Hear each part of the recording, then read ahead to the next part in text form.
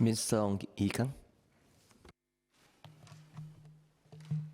Mr. Chairman, sir, I thank the members for all their questions. Dr. Maliki Osman and I will try to answer all of them. Last year, we commemorated 50 years of national service, or NS, in Singapore. Mr. Muhammad Faisal Ibrahim asked about the continued importance of NS. It remains the bedrock of a strong and credible SAF that we have today. And since 1967, more than 1 million Singaporeans have invested their time, blood, sweat, tears, faithfully performing their NS duties. Their and their family sacrifices keep our country safe and secure, and as Singaporeans, we can decide our future. One of the greatest defense assets is that Singaporeans are strongly behind NS. Mr. Cedric Foo asked about this, and that this cannot be one-off, just one-time good feeling during NS 50, but a sustained support for NS for the long term. Some countries, in fact, struggle to maintain public support for their conscription system. Dr. Ng Eng Hen mentioned Lithuania. Another example is Sweden. They got rid of NS a decade ago, only to have to reinstate it as they reevaluate their security environment.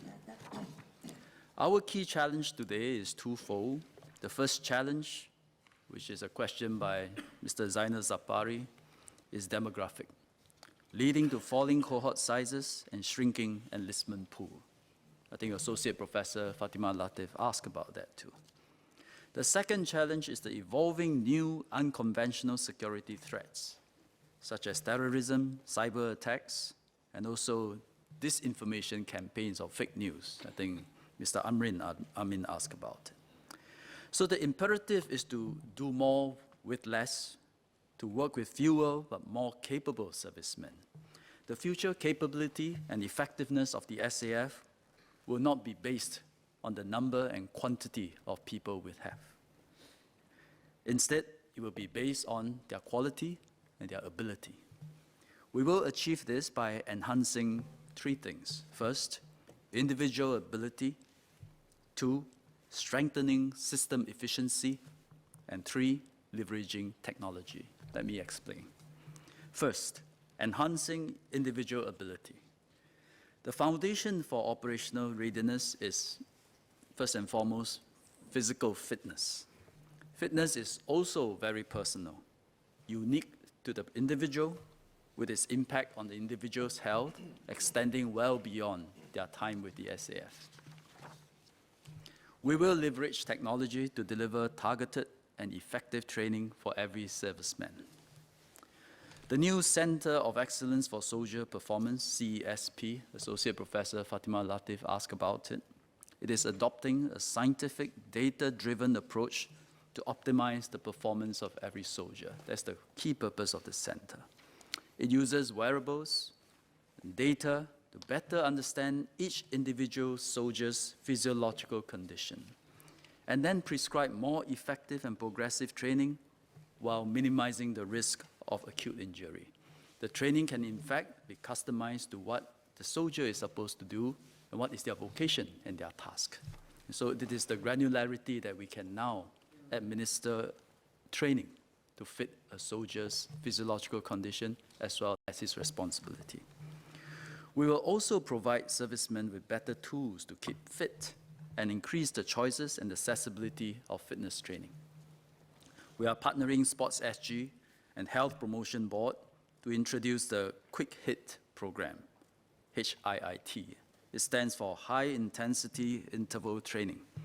NS men will be able to attend the Quick HIIT program at community spaces and sports facilities. And starting this week, we are also piloting the use of wearable technology at SAF fitness conditioning centers and SAFRA gyms. So rather than adhering strictly to the SAF conducted IPPT preparatory training or IPT regime, NS men will now be able to choose the type of exercise they prefer or they need. It can be cycle, running, do weights, or interval training, and then clock in their fitness progress via wearable devices. And as long as they achieve the required calories and intensity, We measure only the output, but we don't measure the input. We will consider it a valid IPT session. This is a significant shift, giving NS men choice, convenience, empowerment in improving their fitness. Because after all, fitness is an individual, not an SAF responsibility. Individuals can only be effective if units are cohesive and servicemen have a strong sense of camaraderie forged through common experiences, which Mr. Toselak talked about. Basic military training, BMT, is a large part of this shared NS experience.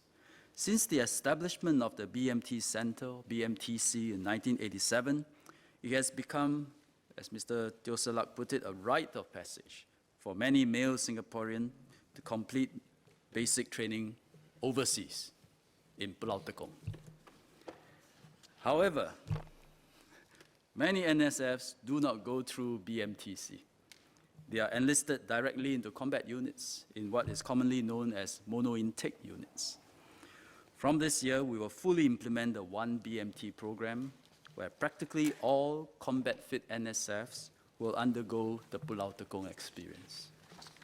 Hence, mono-intake units will now be enlisted to BMTC in Pulau Tekong for a common 9-week BMT and stay together as a unit from the start of their NS journey. These NSFs will benefit from BMTC's dedicated training experience, their infrastructure, and the use of technology.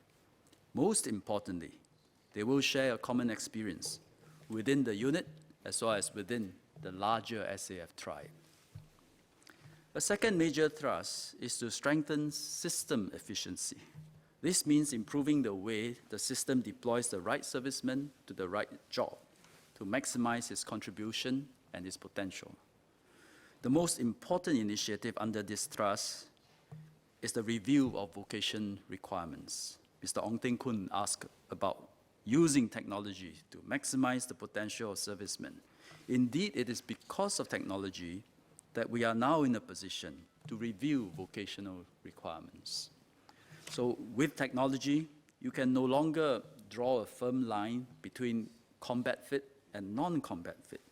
You take, for example, the personnel operating autonomous systems in a control room, they are in combat, even though they are not physically asserting. So many more servicemen can now perform what could have only been done by servicemen who used to have to meet the most stringent physical requirements. For example, physical requirements and demands for vocations such as combat engineers and security troopers are now much less as we leverage technology. This has opened up opportunities for us to more meaningfully deploy national servicemen according to their fitness and abilities. Since last year, the SAF has deployed more than 600 servicemen to vocations that they were previously ineligible for, and the number will rise. Mr. Baey Yam Keng asked about the Vocation Interest Initiative, where pre-enlistees will indicate their interest in 33 NS vocations across the SAF, SEDF, and SPF. There is no guarantee that servicemen will get the vocations they indicated interested in because the primary consideration is still our defense operational requirements. But we will take their interest into consideration during the deployment process and try our best to match them. Mr. Baey Yam Keng mentioned that one group has passed their BMT and asked for an update, but actually they have not. They have been enlisted. They have indicated their interest. They have been enlisted. Next week, they will have their passing out parade out of BMT. Servicemen have found the initiative helpful. More than 80% of those surveyed felt that the initiative encouraged them to take greater ownership of their NS roles and responsibilities. Many asked for tough vocations, like infantry, like the guards. In the inaugural intake of about 4,000 NSFs who indicated their vocation interests will be deployed to their respective vocations later this month. We'll continue to refine and improve the system as we go along. We are also leveraging NSF's talent in niche areas, such as cybersecurity, through the Cyber NSF scheme, which Ms. Loh Yen Ling asked for an update. This was announced 2 weeks ago, but there has been an overwhelmingly positive response since I announced the scheme, with numerous pre-enlistees writing in to express interest. So we will be putting them and the applicants through a rigorous selection test on their skills and their aptitudes. We won't look at their academic grades so much. The scheme has been launched as a pilot trial for those enlisting in the later half of this year. Finally, throughout the SAF, we will deploy technologies that can reduce the demand on manpower and yet maintain or enhance operational effectiveness. In recent years, we have taken many leaps forward. Dr. Ong Ye Kung has given a few examples. Another example will be our smart naval bases. It uses a next-generation screening system using technologies such as biometric authentication, facial recognition, automated threat analysis system. These improvements will reduce the number of security personnel required in the naval bases by 70%, while maintaining the same or even better level of security.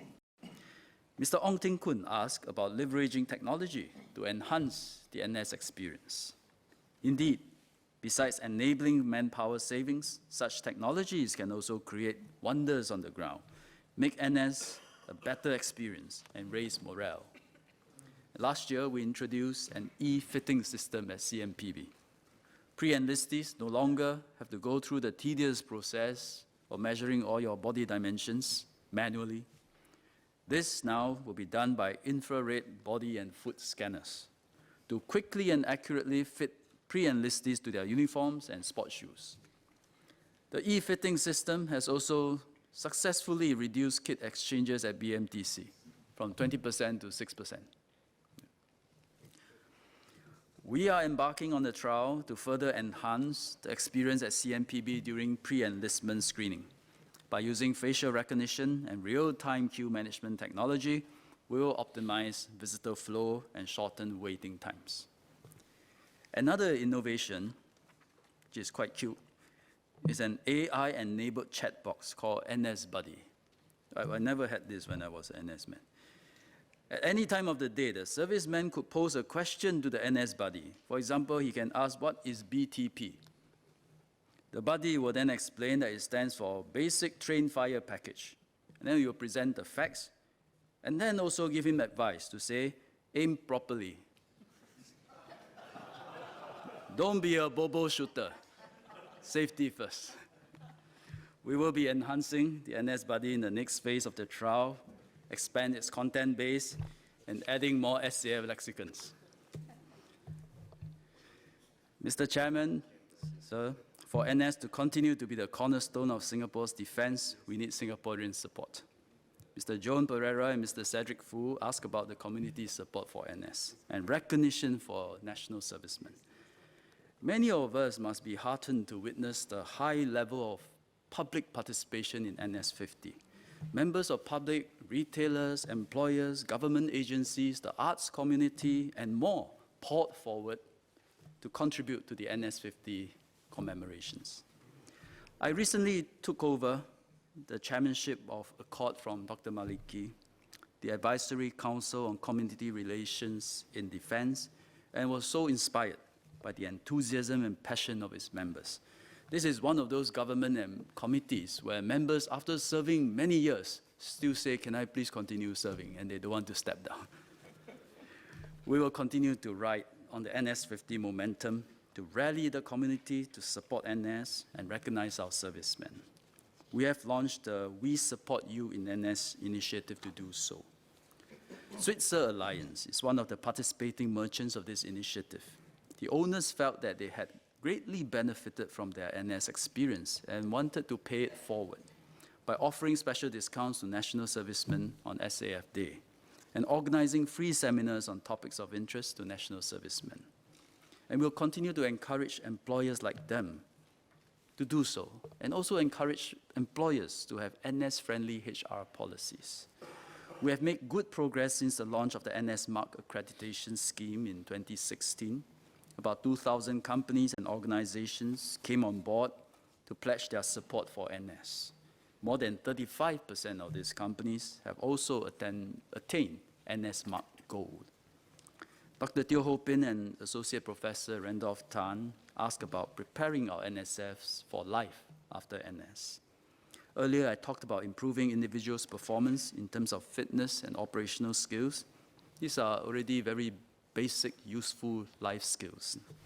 But further, in the process of developing these skills, our NSFs also learn valuable competencies such as leadership, discipline, resilience, teamwork.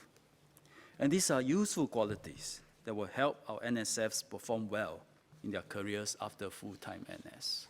In fact, I always advise students, male students, of all the leadership programs that are out there in the market, the best one is the one SAF conduct, and that you acquire during NS. In January this year, we enhanced the Certificate of Service to recognize these qualities, as well as skills, through a Statement of Attainment for Workforce Skills Qualifications Accreditation. Today, about 96% of our NSFs will go through NS training that will be WSQ accredited, especially those in areas such as signal, supply, logistics, maintenance, even commanders training as well. Accord will continue to drive this. We'll continue to work with industry partners to expand the accreditation of NS skills and help employers recognize the value of NS. But having said that, we should be mindful not to lose sight of the fact that ultimately NS is about ensuring the operational effectiveness of the SAF. It's a service to the nation, and it cannot become transactional. Mr. Chairman, sir, in conclusion, we must cherish our current level of support for NS and do whatever we can to maintain or raise it even further. This is psychological defense at its finest, where the entire population lines up behind a national cause. And when our enemy sees our resolve and our unity, they will think twice. Thank you.